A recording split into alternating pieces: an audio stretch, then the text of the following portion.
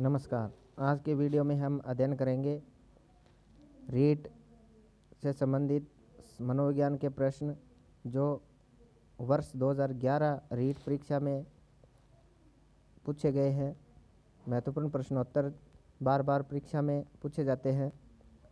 तो वीडियो शुरू करने से पहले अगर आप हमारे YouTube चैनल पर नए हैं तो चैनल को सब्सक्राइब करें, वीडियो को लाइक करें और शेयर करें। तो प्रश्न है साइकोलॉजी से संबंधित है, बाल विकास एवं शिक्षा शास्त्र। इसमें पहला प्रश्न है, निम्न में से कौन सा कथन विकास के बारे में सत्य नहीं है?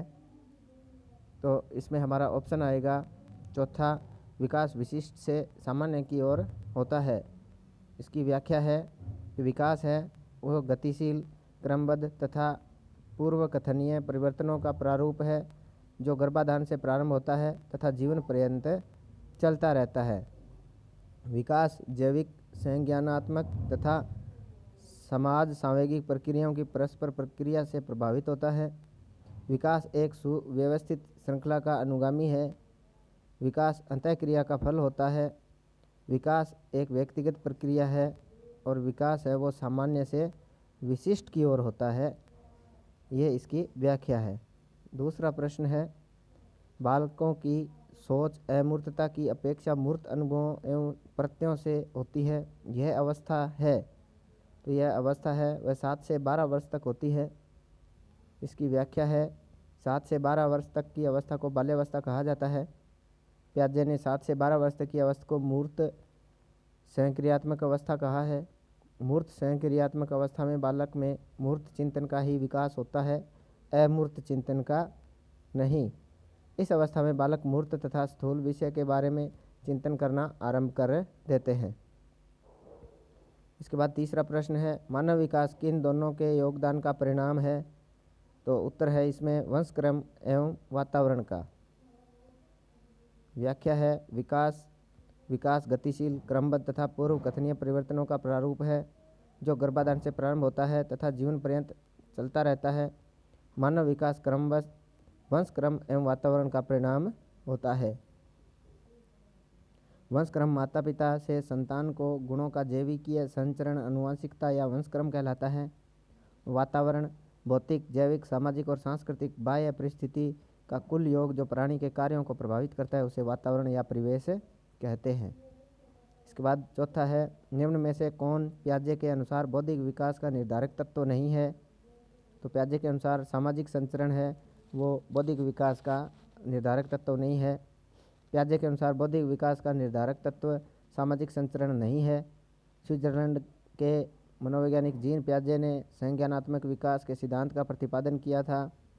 प्याजे द्वारा संपादित संज्ञानात्मक विकास की 4 अवस्थाएं मानी जाती है। इसमें पहली है संवेदीगामक अवस्था 0 से 2 वर्ष, दूसरी है पूर्व संक्रियात्मक अवस्था 2 से 7 वर्ष, तीसरी है मूर्त संक्रियात्मक अवस्था 7 से 11 वर्ष और चौथी है अमूर्त या औपचारिक संक्रियात्मक अवस्था 11 से 15 वर्ष। इसके बाद पांचवा प्रश्न है, विशेष आवश्यकता वाले बच्चों को पढ़ाने के लिए निम्न में से कौन सी व्यूह रचना अधिक उपयुक्त है? तो इसका उत्तर जो दिए गए विकल्प है इसमें तीसरा सही है। सहकारी अधिगम तथा पीयर ट्यूटरिंग, सहपाठियों द्वारा अनुशिक्षण, ये सबसे उपयुक्त विधि है। इसकी व्याख्या है कि वह बच्चे जिनमें एक या एक से अधिक अपंगताएं होती है और जिनकी भिन्न आवश्यकताएं होती है उन्हें विशेष आवश्यकता वाले बालक कहते हैं। कुछ बच्चे ऐसे होते हैं जिन्हें चलने, खेलने, बोलने, देखने और सुनने में, समाज में लोगों से बातचीत करने अथवा किसी ऐसे कार्य को करने में अस्वाभाविक रूप से कठिनाई हो सकती है। यह विशेष आवश्यकता वाले बालक को कहलाते हैं। जब विशेष आवश्यकता वाले बच्चे सामान्य कक्षाओं में सामान्य बच्चों के साथ पढ़ते हैं तो यह व्यवस्था समावेशी शिक्षा कहलाती है। विशेष आवश्यकता वाले बच्चों को पढ़ाने के लिए सहकारी अधिगम तथा पीयर ट्यूटरिंग, सहपाठियों द्वारा अनुशिक्षण अधिक उपयुक्त है। तो ये इसकी व्याख्या है। इसके बाद छठा प्रश्न है, समस्या के अर्थ को जानने की योग्यता, वातावरण के दोषों, कमियों एवं रिक्तियों के प्रति सजगता ये विशेषता है। यह सृजनशील बालकों की विशेषता है। तीसरा विकल्प सही है। इसकी व्याख्या है कि जेम्स ड्रेवर के अनुसार सृजनात्मकता मुख्यतः नवीन रचना या उत्पादन में होती है। किसी बालक द्वारा जटिल समस्या का समाधान करने की योग्यता सृजनात्मकता है। और सृजनशील बालकों की विशेषताएं निम्नलिखित है: मौलिकता, रचनात्मकता, जिज्ञासा, बौद्धिक स्थिरता, ध्यान एवं एकाग्रता की प्रचुरता, ये सृजनशील बालकों की विशेषताएं बताई गई है। इसके बाद नेक्स्ट 7वां प्रश्न है कि एक कॉलेज जाने वाली लड़की ने फर्श पर कोट फेंकने की आदत डाल ली है। लड़की की माँ ने उससे कहा कि कमरे से बाहर जाओ और कोट को खूंटी पर टांगो। लड़की अगली बार घर में प्रवेश करती है, कोट को हाथ पर रखकर अलमारी की तरफ जाकर कोट खूंटी पर टांग देती है। यह उदाहरण है। तो दिए गए विकल्प में यह उदाहरण है श्रृंखलागत अधिगम का। कैसे है? इसकी व्याख्या निम्न है कि अधिगम है वो अनुभवों के कारण प्राणी के व्यवहार में या व्यवहार की क्षमता होने वाला अपेक्षाकृत स्थायी परिवर्तन अधिगम कहलाता है। रॉबर्ट एम गेने ने अधिगम के 8 चरण बतलाए हैं, जिन्हें गेने की अधिगम सोपानिकी कहा जाता है।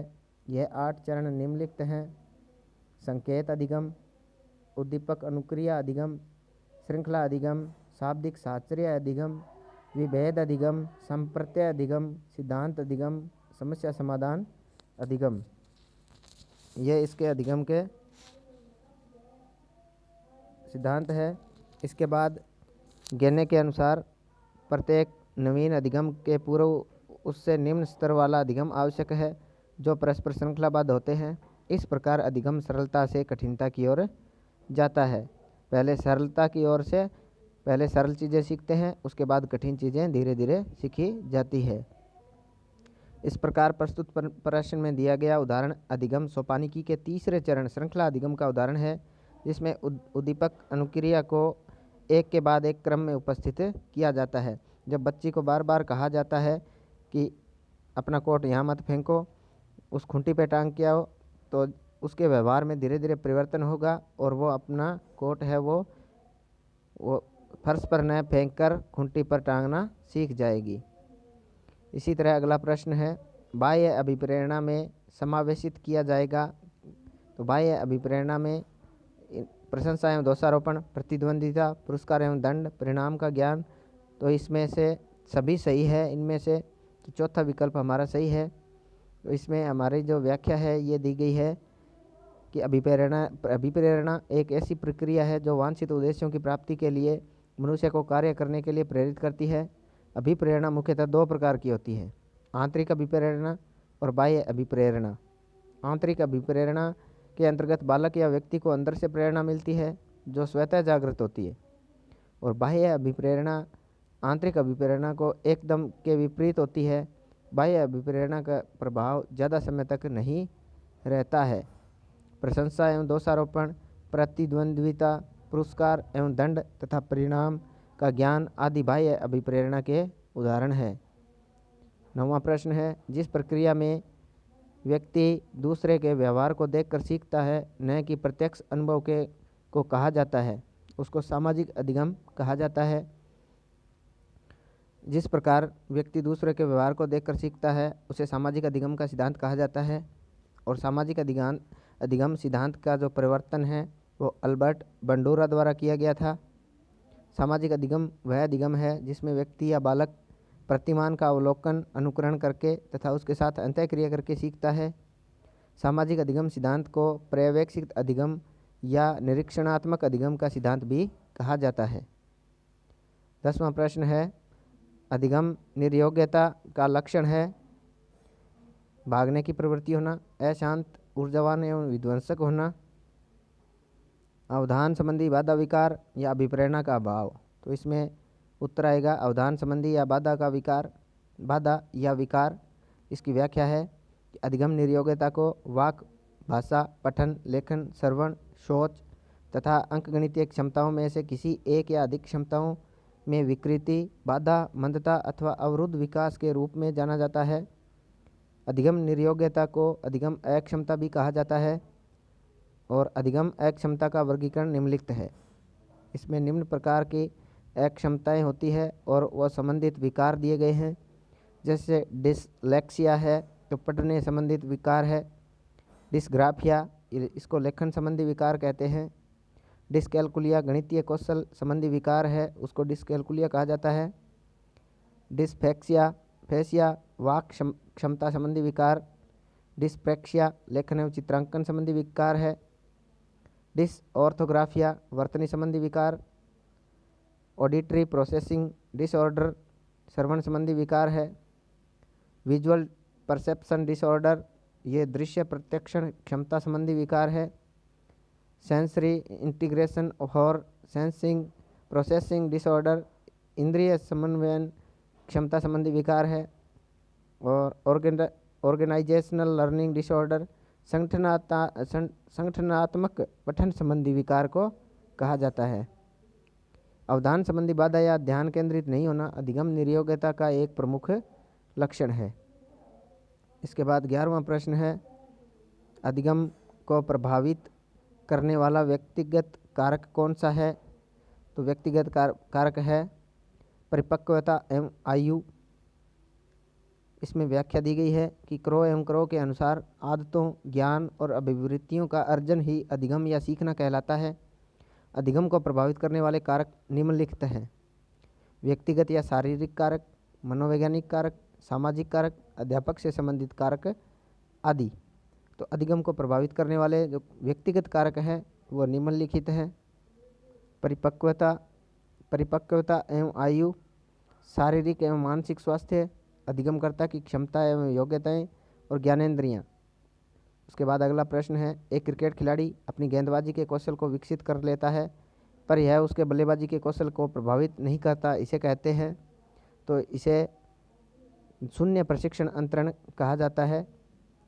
इसकी विशेषता, इसकी व्याख्या है कि किसी एक या विषय या परिस्थिति का में ज्ञान का उपयोग किसी अन्य विषय या परिस्थिति में करना, इसको अधिगम अंतरण कहलाता है। धनात्मक अंतरण जब पूर्व में अर्जित ज्ञान नवीन ज्ञान को अर्जित करने में सहायक होता है तो यह धनात्मक अंतरण होता है। और ऋणात्मक अंतरण जब पूर्व अर्जित ज्ञान नवीन ज्ञान को अर्जित करने में बाधक होता है तब यह ऋणात्मक अंतरण कहलाता है। और शून्य अंतरण वह है जब पूर्व अर्जित ज्ञान नवीन ज्ञान को न अर्जित करने में न तो सहायक होता है और न बाधक होता है, तब वह शून्य अंतरण कहलाता है। प्रस्तुत प्रश्न में क्रिकेट का खिलाड़ी है, गेंदबाजी कौशल के विकास उसके बल्लेबाजी कौशल को प्रभावित नहीं करता, तो यह शून्य प्रशिक्षण अंतरण के अंतर्गत आता है।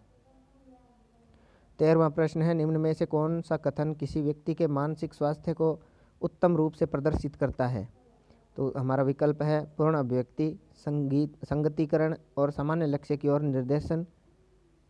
इसकी व्याख्या है पूर्व अभिव्यक्ति, संगतिकरण और सामान्य लक्ष्य की ओर निर्देशन व्यक्ति के मानसिक स्वास्थ्य को उत्तम रूप से प्रदर्शित करता है।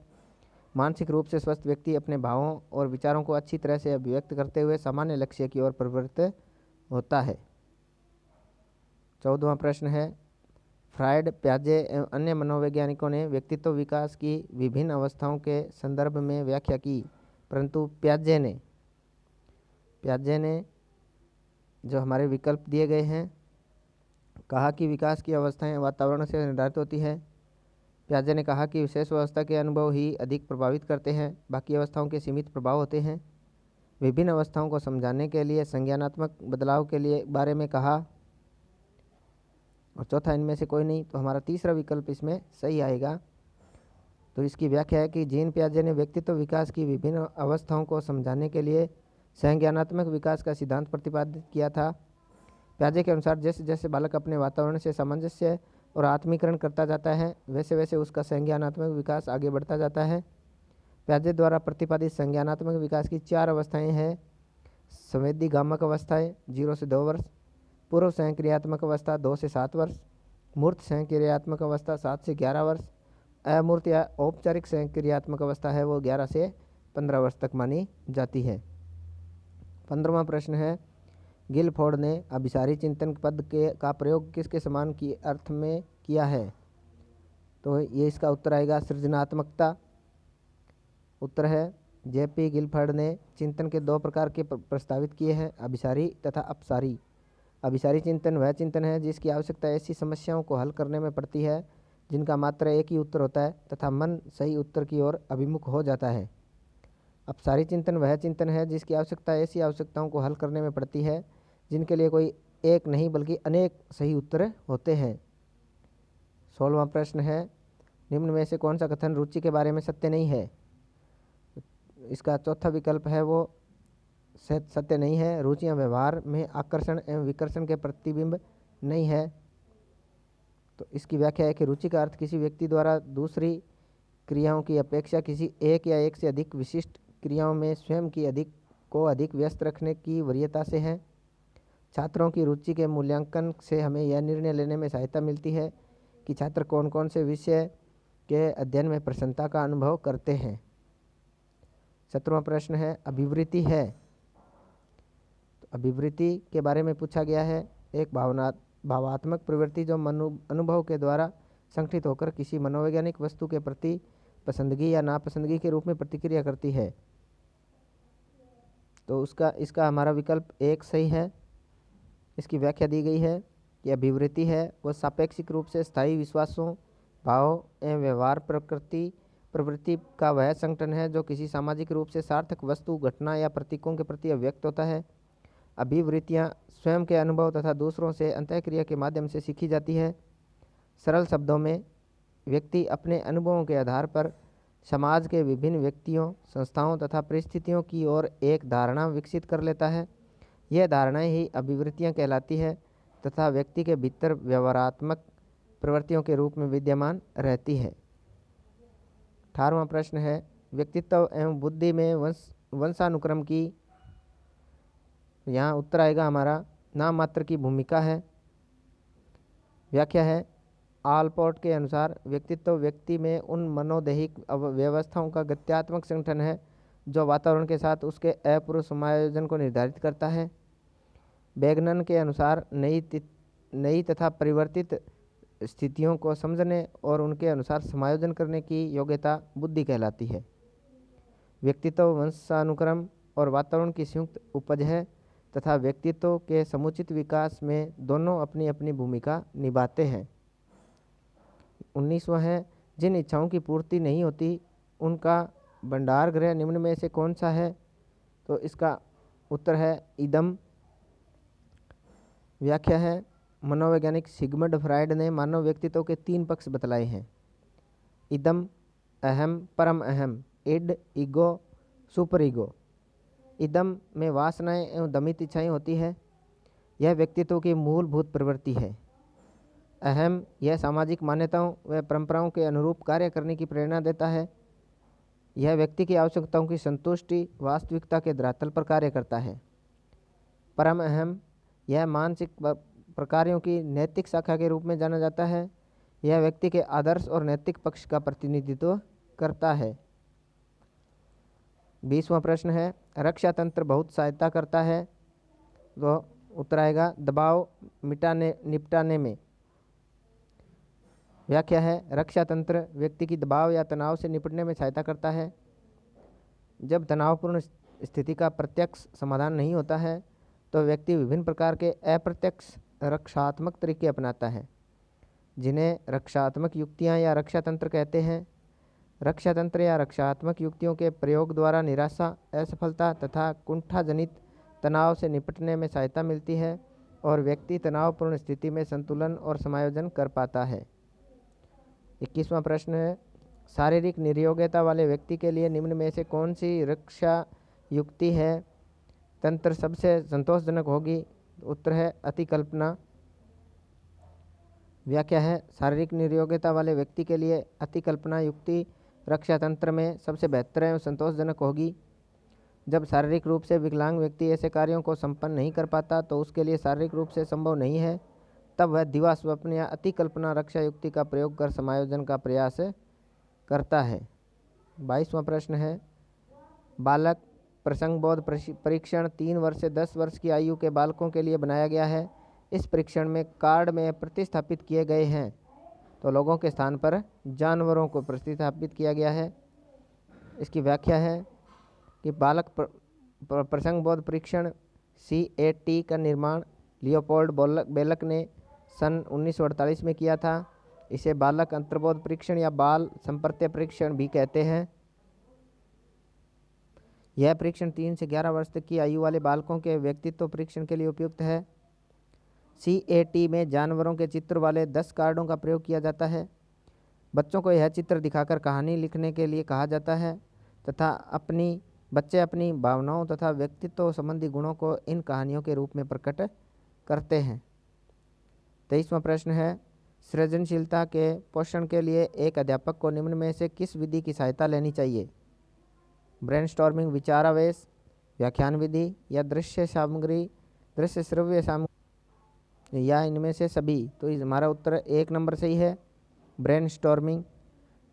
तो व्याख्या दी गई है, सृजनशीलता के पोषण हेतु प्रयोग में की जाने वाली विधियों में ब्रेनस्टॉर्मिंग विधि का महत्वपूर्ण स्थान है और ब्रेनस्टॉर्मिंग विधि का जनक आर्सबर्न को माना जाता है। इस विधि को मस्तिष्क उद्वेलन या मस्तिष्क विप्लव विधि भी कहा जाता है। इस विधि में छात्रों के समक्ष कोई समस्या प्रस्तुत की जाती है तथा उन्हें स्वतंत्र रूप से कोई समाधान खोजने का अवसर दिया जाता है। छात्रों द्वारा समाधान के रूप में प्रस्तुत विचारों में से सर्वाधिक उपयुक्त विचार को ग्रहण कर लिया जाता है। खास बात यह है कि कोई भी विचार सही या गलत नहीं होता, सभी विचारों को स्वीकार किया जाता है तथा किसी भी विचार की आलोचना नहीं की जाती है। 24वां प्रश्न है, निम्न में से कौन सा कथन सही नहीं है? तो इसमें पहला जो हमारा विकल्प है ये सही नहीं है कि आवश्यकता वंचना की शारीरिक अवस्था नहीं होती। इसकी व्याख्या है कि आवश्यकता शरीर की कोई ज़रूरत या अभाव है। किसी आवश्यकता के कारण जो तनाव या उद्वेलन उत्पन्न होता है वही अंतर्नोद है। मनुष्य की आवश्यकताएं अंतर्नोद उत्पन्न करती है तथा जो ऐसे व्यवहारों को दीप्त करती है जिनके कारण वे कुछ विशेष लक्ष्यों को प्राप्त करने की क्रिया करते हैं, जिससे अंतर्नोद घट जाता है। आवश्यकता, अंतर्नोद, उद्वेलन, लक्ष्य निर्दिष्ट, उपलब्धि, उद्वेलन की कमी, ये एक चक्र है। इस तरह ये चलता जाता है। ये अभिप्रेरणात्मक इसको चक्र कहते हैं। 25वां प्रश्न है, शिक्षक का अधिकार अधिनियम 2009 में एक अध्यापक के लिए न्यूनतम कार्य घंटे प्रति सप्ताह निर्धारित किए गए हैं।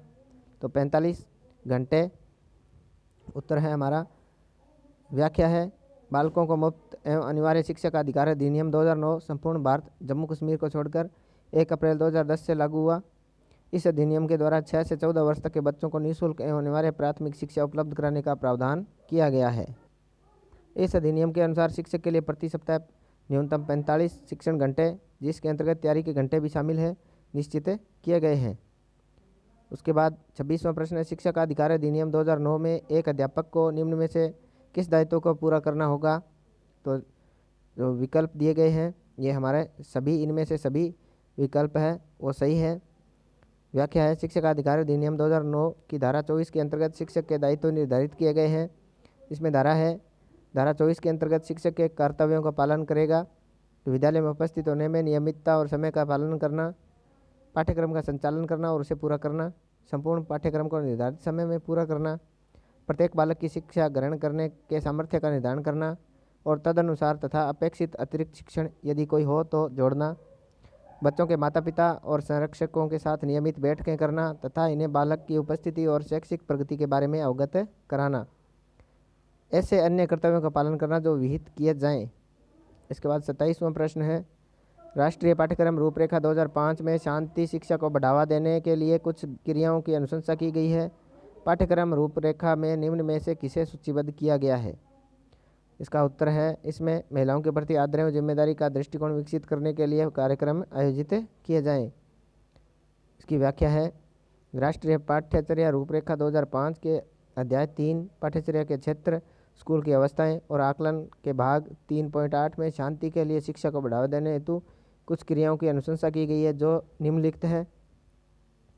स्त्रियों के प्रति सम्मान और जिम्मेदारी की भावना को बढ़ाने हेतु कार्यक्रमों का आयोजन करना, स्कूल में धार्मिक और सांस्कृतिक विविधता के उत्सवों का आयोजन करना, न्याय एवं शांति के मूल्यों को बढ़ावा देने वाली फिल्मों को प्रदर्शित करना, स्कूल में विशेष क्लबों और रीडिंग रूम की स्थापना करना जो शांति, सामाजिक न्याय और समानता संबंधी समाचारों पर केंद्रित हो, शिक्षा में शांति के प्रयास में मीडिया को सहयोगी बनाना तथा बच्चों को अपने विचार प्रदर्शित करने के अवसर प्रदान करना। 28वां प्रश्न है, राष्ट्रीय पाठ्यचर्या रूपरेखा 2005 में बातचीत की गई है। तो इसमें उत्तर होगा, ज्ञान स्थायी है वह दिया जाता है, ज्ञान से विकास होता है और इसकी संरचना की जाती है।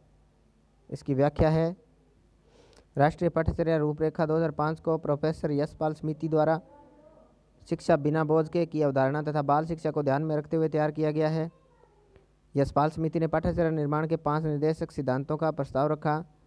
ज्ञान को स्कूल के बाहरी जीवन से जोड़ना, पढ़ाई को रटंत प्रणाली से मुक्त रखना, परीक्षा को अधिक लचीला बनाकर कक्षा की गतिविधियों से जोड़ना, पाठ्यपुस्तक केंद्रित रहने के बजाय बच्चों के समग्र विकास के लिए समृद्ध पाठ्यचर्या का निर्माण करना, प्रजातांत्रिक राज्य व्यवस्था के अंतर्गत ऐसी पहचान का विकास करना जिसमें राष्ट्रीय चिंताएं समाहित हों।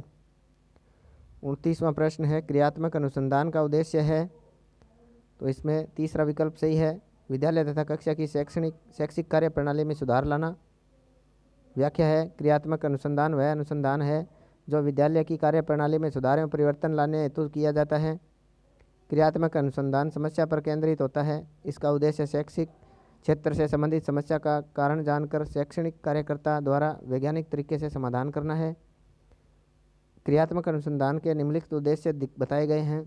विद्यालय की कार्य प्रणाली में सुधार करना, विद्यालय के कार्यकर्ताओं की कार्यकुशलताओं में वृद्धि करना, विद्यार्थियों के आकांक्षा स्तर को ऊंचा उठाना और विद्यालय के परंपरागत रूढ़िवादी एवं यांत्रिक वातावरण को समाप्त करना। 30वां प्रश्न है, राष्ट्रीय पाठ्यचर्या रूपरेखा 2005 के अंतर्गत परीक्षा सुधारों में निम्न में से किस सुधार को सुझाया गया है।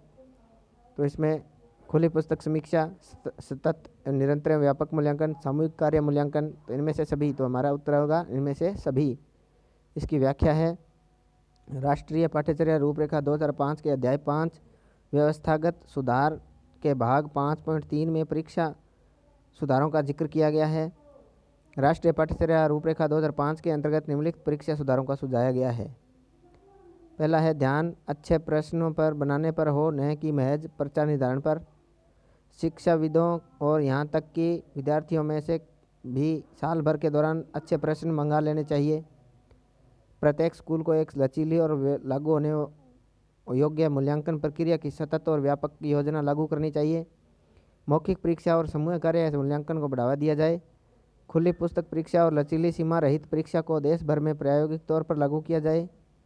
परीक्षा प्रणाली को और अधिक मुक्त, लचीला, रचनात्मक तथा सरल बनाया जाए। कक्षा 10 की परीक्षा को वैकल्पिक बना दिया जाए और कक्षा एक ऐसी कक्षीय संस्था हो जो साल में कई बार प्रवेश परीक्षाओं का आयोजन करे। ये निम्न ऊपर जो दिए गए प्रश्न है ये रीट 2011 की परीक्षा में पूछे गए थे, जो आने वाली परीक्षाओं के लिए महत्वपूर्ण है। अगर आपको हमारा जो वीडियो है ये पसंद आया हो तो वीडियो को लाइक करें, शेयर करें और चैनल को सब्सक्राइब करें। धन्यवाद।